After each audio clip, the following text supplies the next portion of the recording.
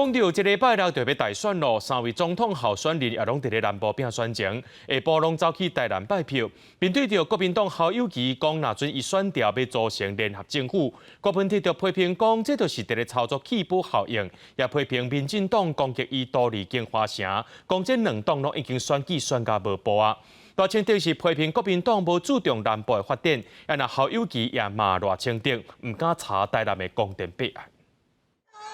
支持者举旗啊列队欢迎，当地话口号，拿着被政治暗拢伫高雄造势。民众党总统候选人郭文泰采备早起继续留伫高雄，下昼是到台南继续扫街。面对侯友宜一定化工做联合擂鼓，郭文泰认为是咧操作气补。国民党我讲他也选到一波波了，一下纯就操作气吧。其实我非常清楚，你知道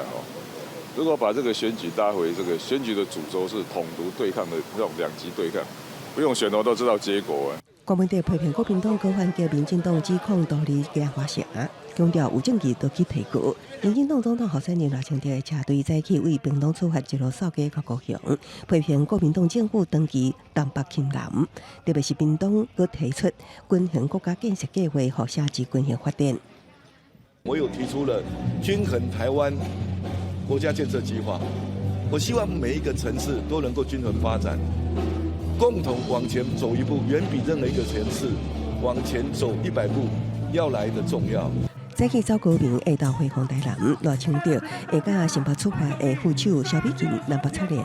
专带大车扫。那国民党侯友宜采备地方看做赖清德大本营的台南扫街时，无忘记咧批评台南公电路赛顶北安全伫赖清德年代发生，后面到起步感谢发生，侯友宜讲话保留。组成有权有责的联合政府，坚定家己的步伐，向前行，走到最后，我相信台湾人民是第一的。